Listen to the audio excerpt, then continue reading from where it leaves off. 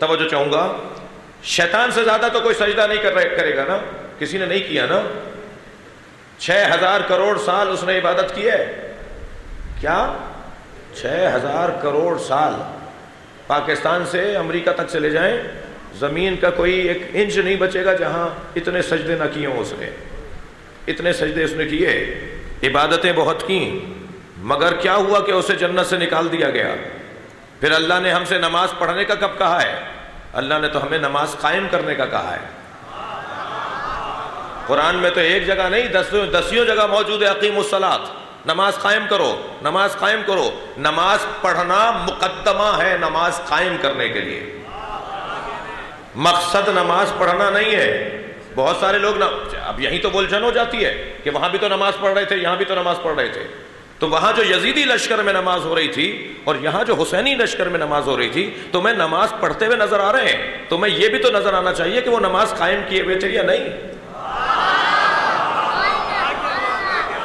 اور اللہ تو ہمیں نماز قائم کرنے کا حکم دے رہا ہے۔ وہاں نماز ضرور پڑھی جا رہی ہے مگر وہ مقدمہ ہے، مقصد نہیں ہے۔ نماز قائم کیسے ہوتی ہے؟ نماز قائم کیسے ہوتی ہے؟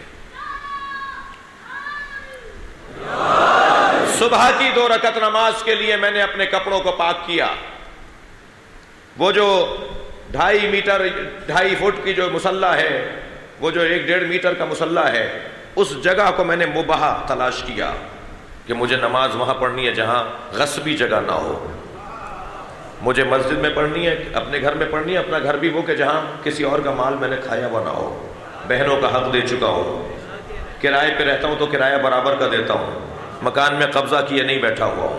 بھائی جب اللہ کی 2 رکعت نماز قبضے کے گھر میں قبول نہیں ہوگی تو مولا عباس کی نیاز کیسے قبول ہوگی؟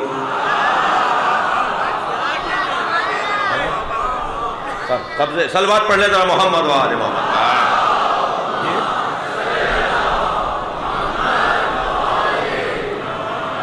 اس 2 رکعت نماز کے لیے میں نے کتنے جتن کیے۔ 2 رکعت نماز پڑھنی ہے، کپڑے بھی پاک ہوں، جگہ بھی مباح ہو، قبلہ بھی میرا معین ہو، وقت بھی میرا معین ہو، یہ سارے شرائط جو مقدمات نماز کہلاتے ہیں وہ سارے میں نے طے کیے۔ اس کے بعد میں مصلی پہ کھڑا ہوا، میں نے 2 رکعت نماز پڑھی۔ اب یہ میں نے نماز پڑھی ہے، قائم کیسے ہوگی؟ جب تک ظہر تک میں نماز کی حالت میں نہ رہوں اس وقت تک نماز قائم نہیں ہوگی۔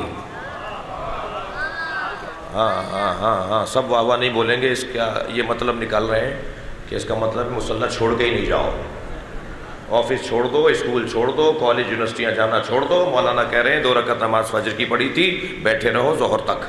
ہرگز یہ نہیں کہا جا رہا، نہیں، تم اپنے آفس جاؤ مگر وہ جو شرائط طہارت کے تم نے 2 رکعت کے لیے بنائے تھے وہ تمہاری نماز تمہارے آفس میں بھی باقی رہنے چاہیے۔ تم اپنے اسکول جاؤ، تم اپنے اداروں میں جاؤ، تمہاری 2 رکعت نماز تمہاری نماز ظہر کے ساتھ جڑ جائے، یعنی اسی جذبے کے ساتھ ظہر تک آ جاؤ تو نماز کو تم نے قائم کر لیا۔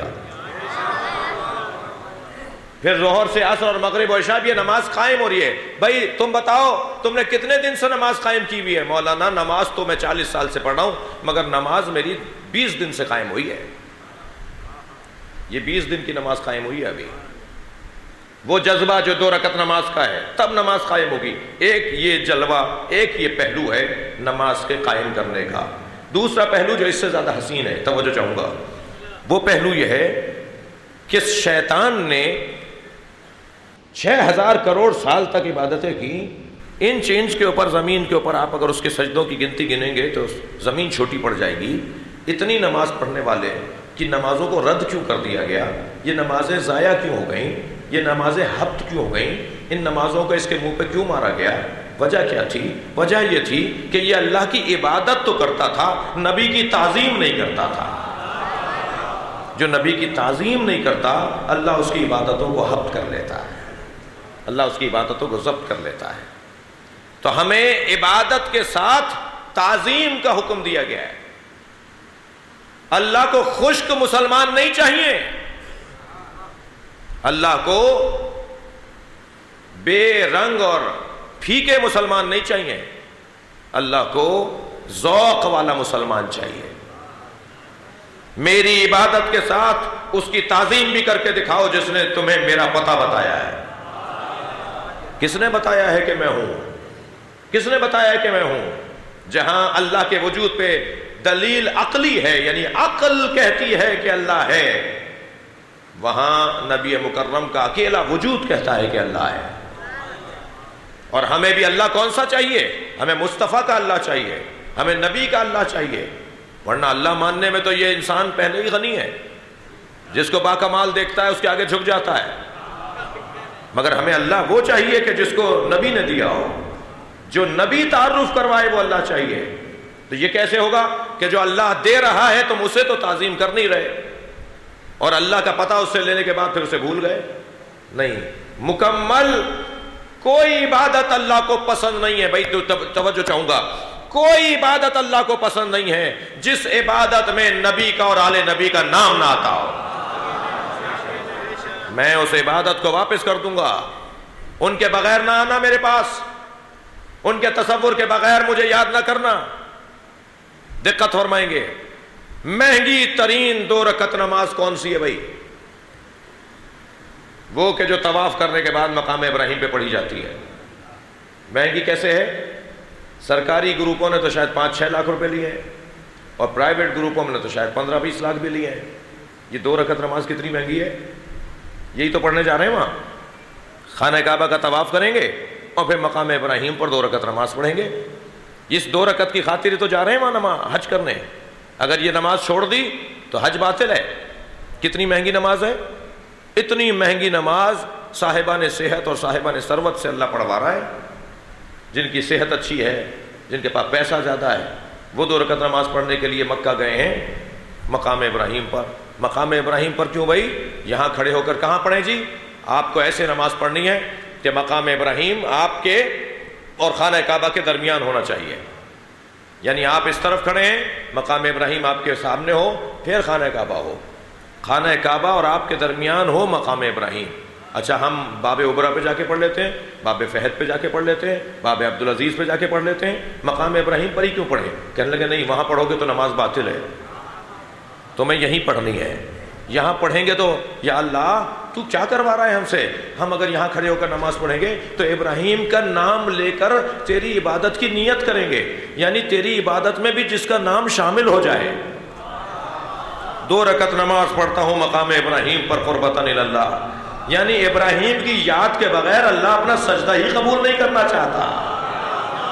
تم کیسے مسلمان ہو؟ ابراہیم کی نماز یاد کے بغیر اللہ اپنا سجدہ نہیں مانتا، تم حسین کے بغیر نمازوں لے کے آ رہے ہو، تم حسین کے بغیر نمازوں کو لے کر آ رہے ہو۔ تمہیں حسین کی یاد یعنی سجدگاہ کے ساتھ نماز پڑھنی ہے۔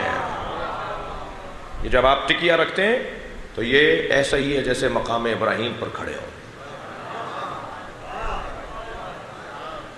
وہاں ابراہیم ہے کہ جنہوں نے قربانیاں دی ہیں، یہاں ان سے بڑا قربانی دینے والا ہے۔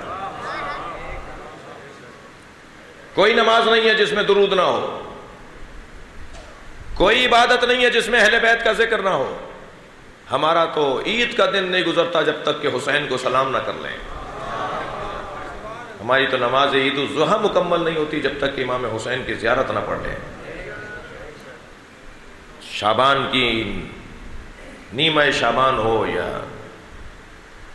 نیمہ ماہ رمضان ہو یا رجب ہو یا عید بعثت ہو، کوئی خوشی ہو یا غم ہو، اللہ کی کوئی عبادت بغیر امام حسین کی نہیں ہے، اللہ کی کوئی عبادت اہل بیت کے بغیر نہیں ہے۔ مجھے ایسی عبادتیں نہیں چاہیے، لہذا عبادت کے ساتھ تعظیم، یہ تعظیم کا ایک جلوہ ہے۔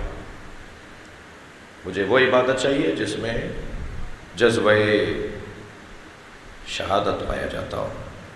جب تم سر رکوع میں جھکاتے ہو تو تم اپنی گردن گویا پیش کر رہے ہوتے ہو اللہ کی بارگاہ میں، یا اللہ ہماری گردن حاضر ہے۔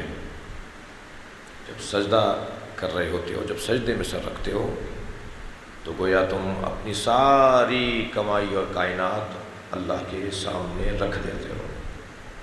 میری ساری کمائی اور کائنات میرے دماغ میں ہے، میرا دماغ کام کرنا چھوڑ دے تو پیسہ بھی چھن جائے گا، اولاد بھی کہیں جمع کرا دے گی جا کر، کوئی ساتھ رہنے کو تیار نہیں ہوگا۔ یہ جو دماغ ہے میرا، اسے میں اللہ کے سامنے رکھ دیتا ہوں۔ ساری کائنات میری یہ دماغ، میرا ذہن ہے، میں اس کی بارگاہ میں حاضر ہوں۔ اور جب اس کی بارگاہ میں جاؤ تو پھر اس سے عشق کا کچھ اظہار کرو، جلدی سر نہیں اٹھاؤ۔